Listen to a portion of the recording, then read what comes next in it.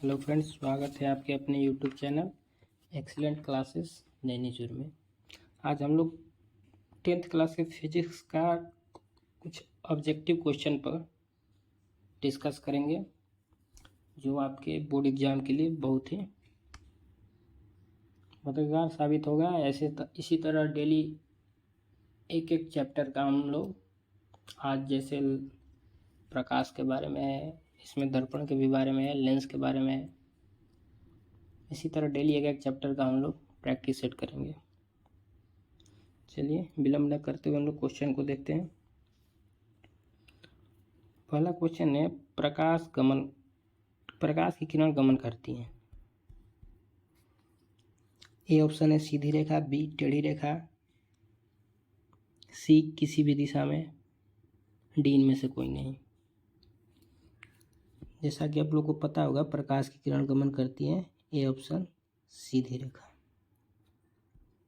अब तो ये तो बात हो गया क्वेश्चन का। अब थोड़ा सा हम लोग प्रकाश के बारे में जानते हैं। प्रकाश क्या है? प्रकाश वह माध्यम है जिसके द्वारा हम किसी वस्तु को क्या कर सकते हैं, देख सकते हैं।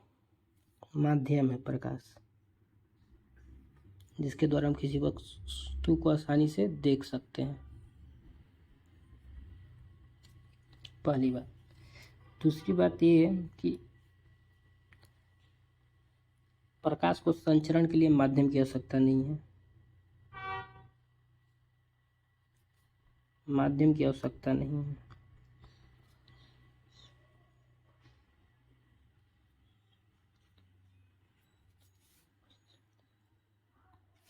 प्रकाश को संचरण के माध्यम की आवश्यकता नहीं है।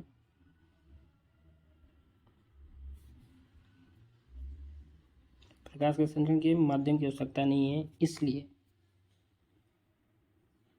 इसलिए प्रकाश विद्युत चुंबकीय तरंग है। इसलिए प्रकाश, ये भी क्वेश्चन पूछ रहे थे, प्रकाश तरंग है, प्रकाश विद्युत चुंबकीय तरंग है।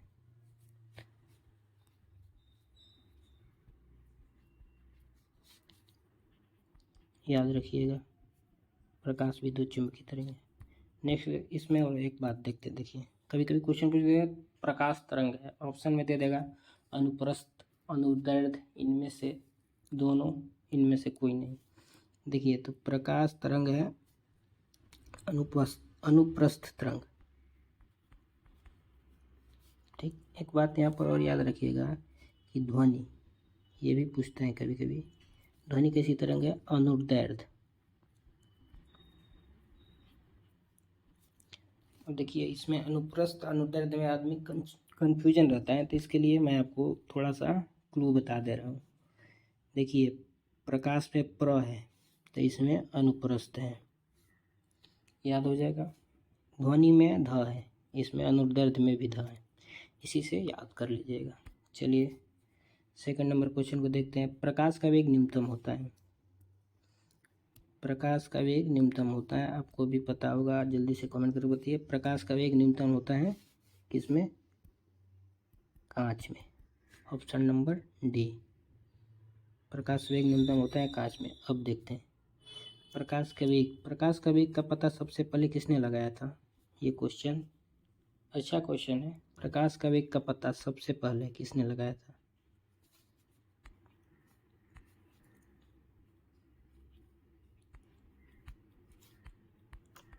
सबसे पहले किसने लगाया था? तो रोमर नामक वैज्ञानिक ने। कब लगाया था? ये तो सन इम्पोर्टेंट नहीं है, लेकिन फिर भी ध्यान रख लीजिएगा, 1676 में। दूसरी बात, उन्होंने प्रकाश का चाल का पता लगाया था निर्वात में।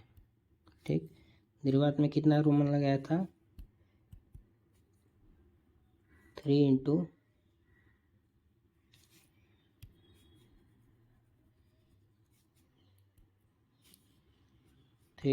10⁸ मीटर पर सेकेंड। जल में प्रकाश की चाल क्या है? कोई बताए? जल में प्रकाश की चाल, जल में प्रकाश की चाल है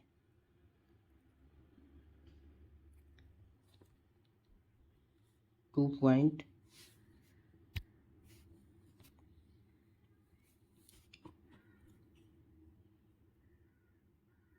2.25 इंटू 10⁸ मीटर पर सेकेंड। और नेक्स्ट देख लेते हैं कांच। कांच में कितना है? 2 इंटू 10⁸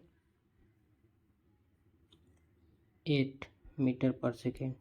इसका आंसर हो जाएगा डी नंबर। कांच में प्रकाश की चाल न्यूनतम है। अब आगे देखते हैं हम नेक्स्ट क्वेश्चन।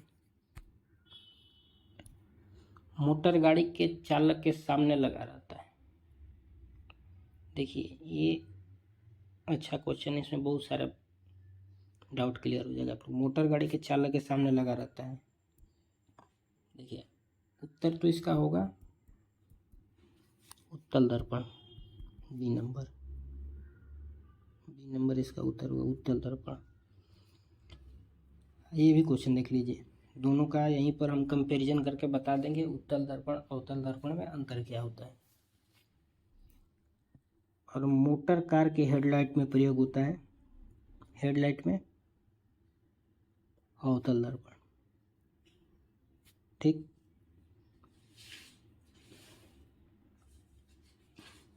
आगे इसमें अब देखते हैं। देखिए थोड़ा सा एक देख लेते हैं दर्पण के बारे में। उसके बाद देखिए गोलीय दर्पण होता है, गोलीय दर्पण।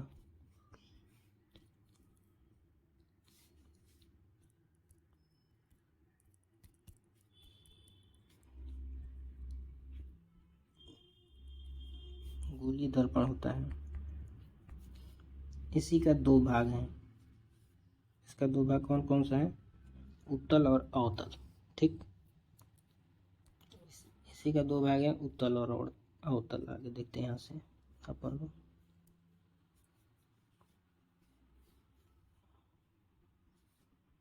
उत्तल दर्पण, अवतल दर्पण,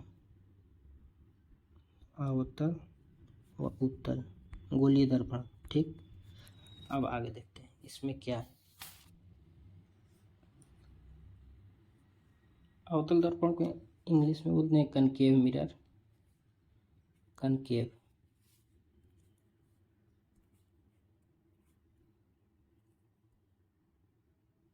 इसको कन्वेक्स बोलते हैं, कन्वेक्स मिरर। देखिए अवतल दर्पण में क्या होता है, अवतल दर्पण को एक और नाम से जानते हैं, पता है किसी को? बताइए। अवतल दर्पण को एक और नाम किससे जानते हैं? अभिसारी।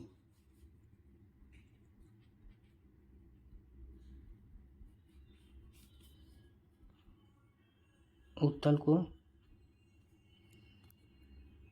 अपसारी।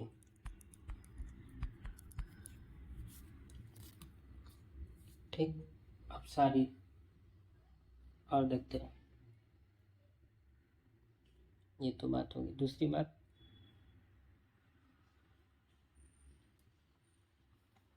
आगे एक मिनट, इसका थोड़ा सा आप लोग मेरे डिफिनेशन, इसका परिभाषा बताइए। अवतल दर्पण, अवतल दर्पण बताइए। वैसा दर्पण जिसका परावर्तक सतह भीतर की तरफ धंसा हुआ हो।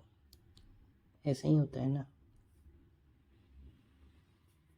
इधर से बाहर से, इधर से चांदी की पर चढ़ाई रहती है, ये भीतर से धंसा हुआ रहता है, इसी को बोलते हैं अवतल दर्पण। ठीक, उत्तल दर्पण वैसा दर्पण जिसका परावर्तक सतह भीतर की तरफ धंसा हुआ हो, उसी को अवतल दर्पण कहते हैं। उत्तल दर्पण, दर्पण का परावर्तक सतह उभरा होता है, उसे उत्तल दर्पण करते हैं। ऐसे ये इसमें अंदर से चांदी की परत चढ़ाई रहती है, इधर से कोई रे आती है तो उसका ये होता है, रिफ्लेक्शन होता है। ठीक, आगे की बात करते हैं। एक चीज़ और देख लेते हैं। देखिए अवतल दर्पण का फोकस दूरी, अवतल दर्पण का फोकस दूरी, जिसको स्मॉल एफ से दिखाते हैं, फोकस दूरी निगेटिव होता है, ऋणात्मक। उत्तल दर्पण का फोकस दूरी क्या होता है? पॉजिटिव। ठीक, इतना बात याद रखिएगा। आगे बात करते हैं नेक्स्ट क्वेश्चन, समतल दर्पण द्वारा बना प्रतिबिंब होता है, जल्दी से बताइए। समतल दर्पण द्वारा बना प्रतिबिंब होता है काल्पनिक, काल्पनिक होता है, ठीक। काल्पनिक या आभासी या इंग्लिश में बोलते इमेजिनरी, ठीक। अब इसमें समतल दर्पण के बारे में कुछ बात कर लेते हैं। समतल दर्पण होता क्या है, 2-4 पॉइंट इसमें थोड़ा आप लोग ध्यान से सुनिएगा। देखिए, समतल दर्पण वही जो हम लोग घर में यूज करते हैं। समतल दर्पण, पहला तो एक पॉइंट हो गया कि समतल दर्पण में बना प्रतिबिंब हमेशा काल्पनिक होता है, काल्पनिक या आभासी। दूसरा पॉइंट, समतल दर्पण में प्रतिबिंब का आकार, ठीक। समतल दर्पण में किसी वस्तु का प्रतिबिंब का आकार वस्तु के आकार के बराबर होता है। प्रतिबिंब, प्रतिबिंब, सॉरी एक मिनट, प्रतिबिंब, प्रतिबिंब का आकार वस्तु के आकार के बराबर होता है, पहली बात। दूसरी बात इसमें क्या है, समतल दर्पण में हमेशा सीधा प्रतिबिंब बनता है, हमेशा सीधा प्रतिबिंब बनेगा। तीसरी बात क्या है, क्वेश्चन आता है कि किसी वस्तु की पूरी लंबाई देखने के लिए दर्पण की लंबाई, समतल दर्पण की लंबाई कितनी होनी चाहिए। मान लीजिए कोई वस्तु है, ऑब्जेक्ट है, इसका मान लीजिए हाइट 5 फीट है,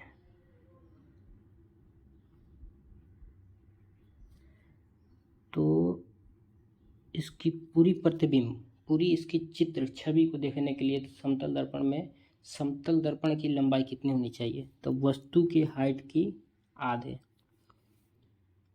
कहने का मतलब वस्तु की हाइट के आधे तो कितना, 2.5 फीट। ओके, नेक्स्ट एक और पॉइंट देखते हैं इसमें। देखिए, अगर कोई व्यक्ति x मीटर पर सेकंड की स्पीड से, वेग से, x मीटर पर सेकंड की वेग से समतल दर्पण, मान लीजिए यहाँ पर समतल दर्पण है, समतल दर्पण की तरफ दौड़ता हुआ आता है, तो उसे अपना प्रतिबिंब, वस्तु जो कोई व्यक्ति जा रहा है दौड़ते हुए, तो उसे अपना प्रतिबिंब 2x मीटर, दोगुने रफ्तार से 2x मीटर पर सेकंड की रफ्तार से दौड़ता हुआ प्रतीत होता है, ठीक। इतना बात याद रखिए। एक और बात याद रख लीजिएगा, ऐसे नंबर ऑफ इमेज कितना बनेगा, इस पर मैं किसी दिन वीडियो बना दूंगा। एक बात सिंपल से याद रखिएगा, दो समतल दर्पण को समानांतर रखने पर उनके बीच कितने प्रतिबिंब, मान लीजिए इधर समतल दर्पण है, इधर लगा हुआ है, एक इधर भी समतल दर्पण है, इसके बीच में कोई ऑब्जेक्ट है, ठीक। तो इसके कितने प्रतिबिंब बनेंगे, इसके प्रतिबिंब इनफाइनाइट, अनंत बनेंगे। जब दो समतल दर्पण समांतर में रखा हुआ हो, कभी देखे होंगे सैलून में गए होंगे तो दोनों तरफ से, दोनों जिधर बैठे हैं सामने और पीछे सीधा, अगर समतल दर्पण ही रहता है, अगर रहे तो देखिएगा तो चीते भी आपके पीछे भी बहुत सारे आपके चित्र दिखाई देंगे, ठीक। नेक्स्ट अब क्वेश्चन पर चलते हैं, इतना पॉइंट काफ़ी है समतल दर्पण के बारे में।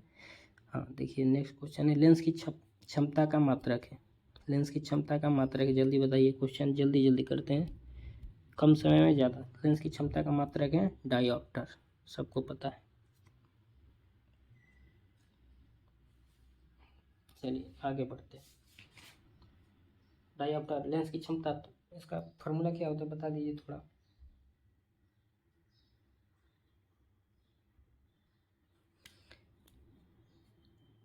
फोकस दूरी के व्युत्क्रम को लेंस का क्षमता कहते हैं। फोकस दूरी के व्युत्क्रम को लेंस की क्षमता, मतलब power of lens, P equal to 1/f। ठीक। नेक्स्ट 7 नंबर क्वेश्चन, प्रकाश की किरण के पथ को दर्शाने वाले चित्र को क्या कहते हैं? बहुत ही आसान क्वेश्चन, जल्दी बताइए। प्रकाश के पथ के किरण को दर्शाने वाले किरण आरेख। ठीक। नेक्स्ट क्वेश्चन चलते हैं 8 नंबर क्वेश्चन, 2D क्षमता वाले लेंस का फोकस अंतर कितना होगा? बहुत बढ़िया क्वेश्चन है, आप थोड़ा इसे ध्यान दीजिएगा। 2D क्षमता वाले लेंस का फोकस अंतर कितना होगा? बताइए, जितना जल्दी हो बताइए। देखिए इसका आंसर होगा 50 सेंटीमीटर। अब सॉल्व करके मैं दिखा रहा हूँ 50 कैसे हुआ, 50 कैसे हुआ, सॉल्व करके दिखा रहा हूँ। देखिए लेंस की अभी क्षमता का मैं फार्मूला बताया, P= 1/f। देखिए अगर ये मीटर में दिया रहेगा ना फोकस, तो ये फार्मूला लगे। अगर मीटर दिया रहे, यूनिट मीटर में रहे, मीटर में, तो ये लगाइएगा फार्मूला। अगर सेंटीमीटर में दे दिया जाए, जैसे यहाँ पर फोकस अंतर सेंटीमीटर में दिए हैं, तो अपन लेंस की क्षमता का फार्मूला लगाएंगे P= 1/f, सॉरी 100/f। ठीक। अब इसमें क्या क्या दिया है, लेंस की क्षमता, इधर ये वाले फार्मूला पे इसको फिट कीजिए, यहाँ 2 रखिएगा, 2 = 100/f। ये 2 से कितने बार में कटेगा? 50। f हो जाएगा 15 centimetre, D option. Next 9 number, किसी उत्तल लेंस का फोकस अंतर 50 सेंटीमीटर, तो उसकी क्षमता बताइए। देखिए प्रीवियस क्वेश्चन है, सिर्फ किया क्या है कि क्वेश्चन को रिवर्स कर दिया है। आप ऐसे पहले मैं बताया हूँ, एक बात बताया था, लेंस किस उत्तल लेंस की फोकस दूरी क्या होता है, अभी नहीं बताऊंगा, अभी क्वेश्चन बनाऊंगा तो बताऊंगा। आप लोग जल्दी बताओ, किसी उत्तल लेंस का फोकस अंतर 50 सेंटीमीटर है, तो उसकी क्षमता देखिए, आपको भी पता है 2 होगा, 2D होगा, 2 डाईऑप्टर होगा, लेकिन बात फंस रही है कि प्लस होगा या माइनस। अगर जो लोग ध्यान से वीडियो को देखे होंगे उनको पता चल जाएगा, क्योंकि मैं पहले ही बताया था जब अवतल सॉरी दर्पण के बारे में बताया था, ये लेंस के बारे में पूछा है। जल्दी बताइए।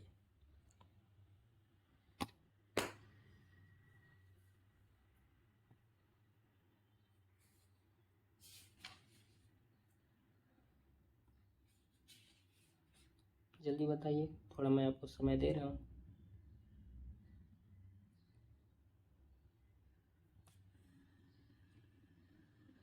देखिए उत्तल लेंस का फोकस दूरी धनात्मक होती है, इसलिए इसकी क्षमता भी धनात्मक आएगी, तो इसका आंसर होगा 2D + 2D होगा। ठीक।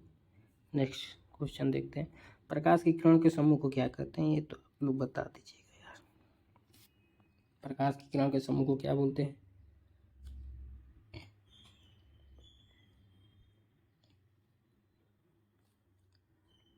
किरण पुंज।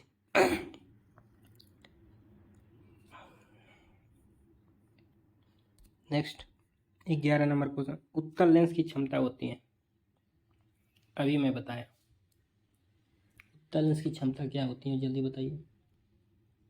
धनात्मक। उत्तल लेंस की क्षमता होती है धनात्मक। ऋणात्मक किसकी होती है? अवतल लेंस।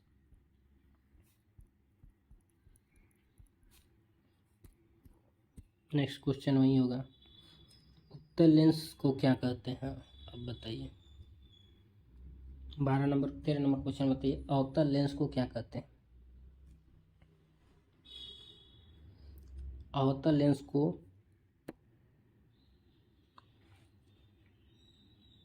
अभिसारी लेंस कहते हैं। अवतल लेंस को अभिसारी लेंस कहते हैं।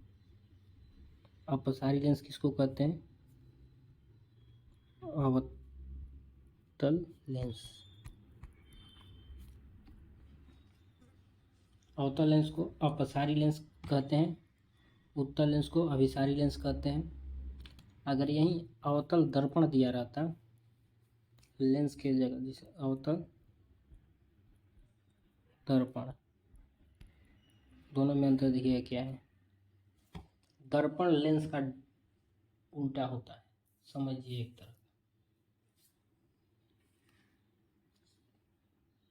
समझने के लिए बोल रहा हूँ, लेंस का उल्टा होता है, समझिए। तो उत्तल, अभी बात, अवतल दर्पण को किस नाम से जानते हैं बताइए जल्दी, मैं बताया था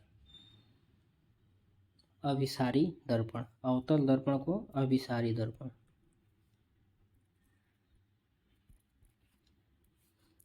अवतल दर्पण को अभिसारी दर्पण बोलते हैं।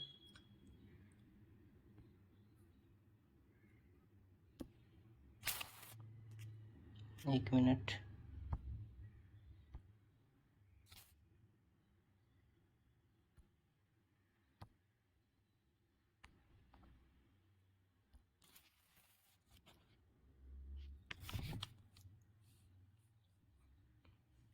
अभिसारी दर्पण बोलते हैं। फिर नेक्स्ट देखते हैं हम लोग,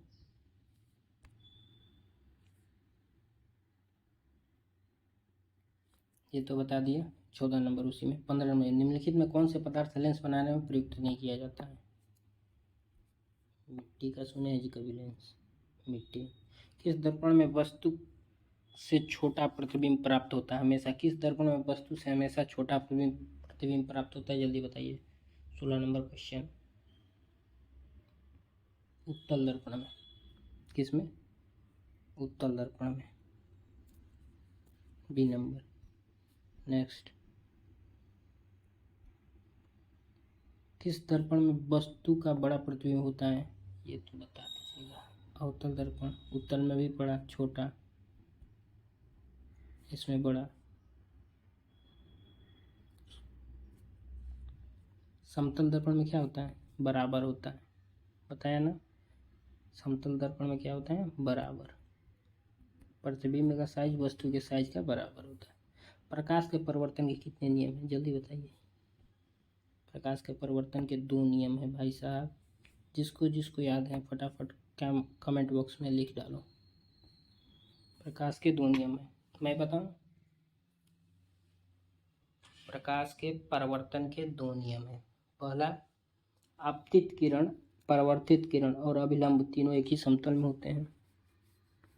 फिगर बनाकर ही समझा रहे हैं, छोड़ो, लिखना नहीं है। ये कोई प्लेन मिरर है, ठीक। आपतित किरण, परावर्तित किरण और अभिलंब तीनों एक ही समतल में होते हैं, ठीक। पहला,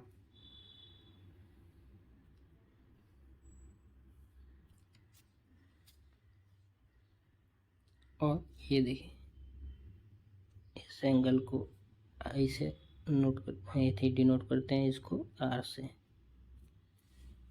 करते हैं, ठीक। तो पहला कि आपतित किरण, परावर्तित किरण और अभिलंब तीनों एक ही समतल में होते हैं। दूसरा, angle I equal to angle R, आपतन कोण और परिवर्तन कोण बराबर होते हैं, कुछ नहीं, ठीक। नेक्स्ट की बात करते हैं। 19, जब प्रकाश की किरण हवा से कांच में प्रवेश करती हैं तो मुड़ जाती हैं, जल्दी बताइए।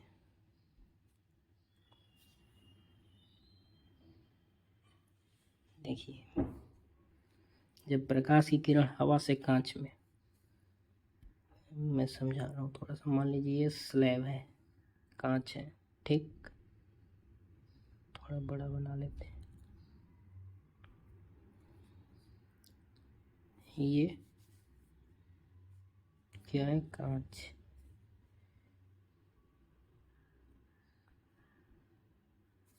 इधर क्या है, वायु। वायु कैसा माध्यम है, सघन या विरल, जल्दी बताओ। विरल माध्यम। सघन माध्यम क्या है, कांच। जब प्रकाश की किरण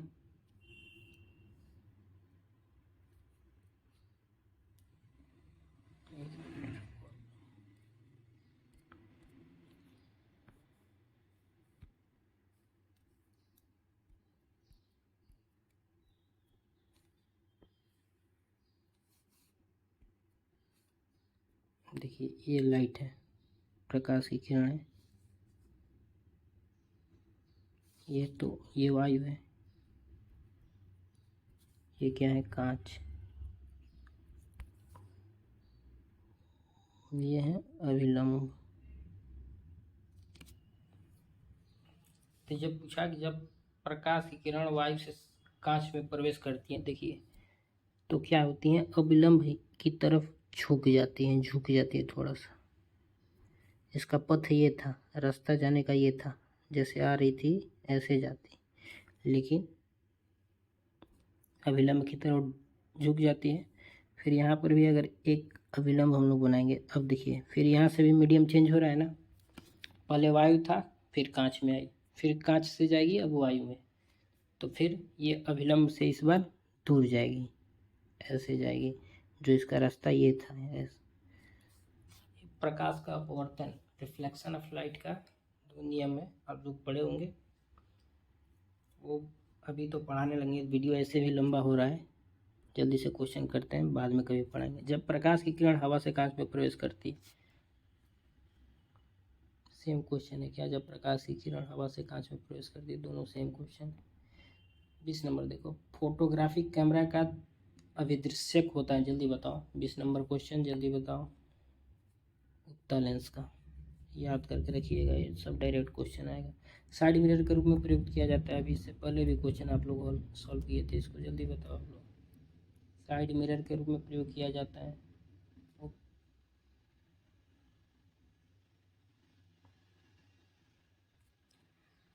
बताओ भाई।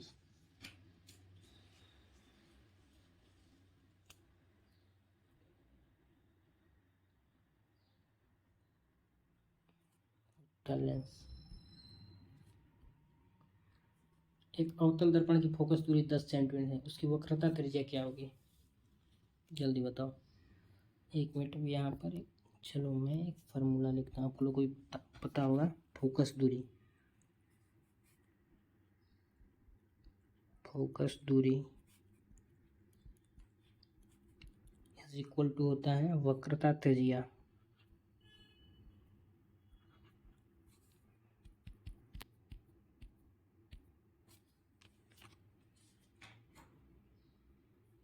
वक्रता त्रिज्या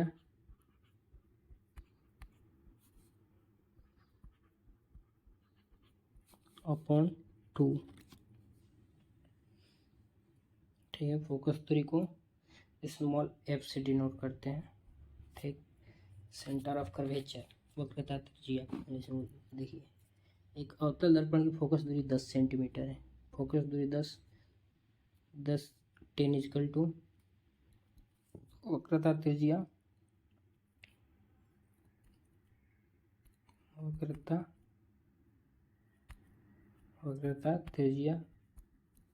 दो इधर आ जाएगा, डिवाइड में तो इधर आ जाएगा मल्टीप्लाई में, ठीक। कितना हो जाएगा, 20 सेंटीमीटर होगा। पहली बात देखिए यहाँ पर तो 20 दिया है, बाकी अगर एक बात बताओ आप लोग, 20 दिया है, अगर यहाँ पर -20 देता अब +20 सेंटीमीटर देता ऑप्शन में, तो आप लोग किसे लगाते, यही दो ऑप्शन रहता, तो ये बताओ, जल्दी बताओ। दर्पण के बारे में बात चल रही है। अगर -20 देता अब +20 सेंटीमीटर रहता, तो आप लोग किसे लगाते हैं,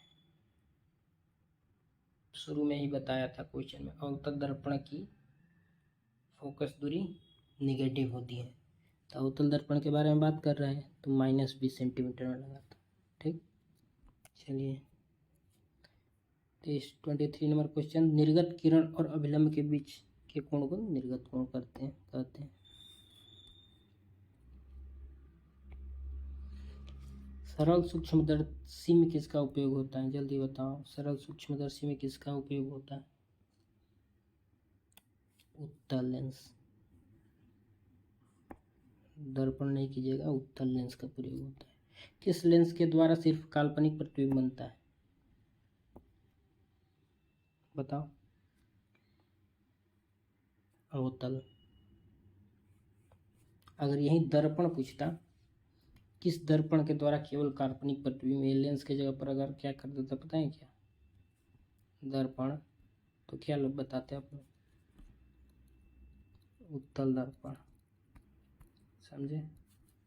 लेंस दर्पण के केस में अवतल उत्तल होता है, माने अपोजिट उसका कैरेक्टर है। परावर्तन के नियमों को निर्धारित किया जाता है। आपतन कोण इक्वल टू परावर्तन कोण, भी नहीं लगाना, परावर्तन कोण इक्वल टू आपतन कोण इक्वल टू परावर्तन।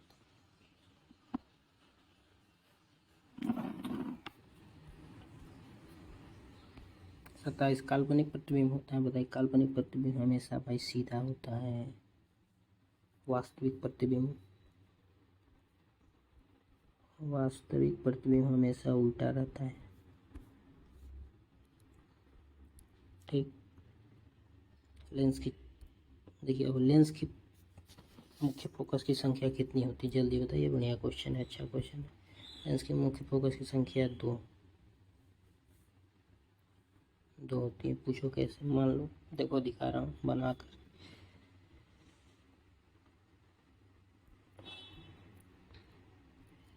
देखो मैं बना रहा हूँ अभी, क्या, उत्तल लेंस, अवतल लेंस, ठीक। आप थोड़ा देखो,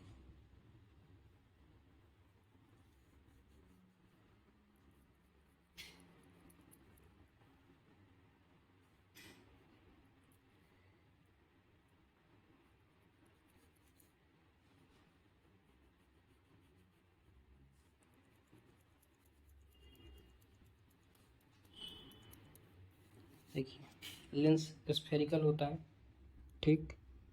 इधर से ये भी ऐसा है, हम बात करते हैं, देखिए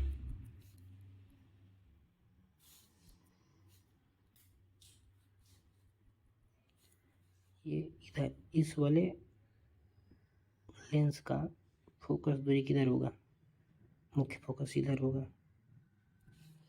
इधर जो लेंस बना है ये उत्तल लेंस है, इसका फोकस दूरी किधर होगा, इधर होगा। कितने फोकस दूरी हुई, F1 और F2, ठीक। वैसे ही सेम कंडीशन आपको है, अगर आप अवतल लेंस लेंगे तो ऐसे बनते हैं अवतल लेंस, ठीक। इसे मिटा के बना रहा हूँ अवतल लेंस। अगर अवतल लेंस ले तो ऐसे बनता है, ऐसे ऐसे रहता है, इधर का ये रहता है, इधर का गोला ये रहता है। तो इस वाले सर्किल का इधर से ये होगा केंद्र, इस वाले का इधर के दो केंद्र हुआ ना, तो फोकस कितने होंगे, दो। चलिए नेक्स्ट 28 हो गया, लास्ट। सर्च लाइट का परावर्तक सतह होता है, जल्दी बताओ। सर्च लाइट का परावर्तक सतह किसका होता है, होता है। दाढ़ी बनाने के लिए किसका प्रयोग किया जाता है, ये भी बता दो भाई। इसमें भी अवतल, ठीक। अब देखते हैं 30 क्वेश्चन का प्रैक्टिस सेट हमने आपको पूरा किया।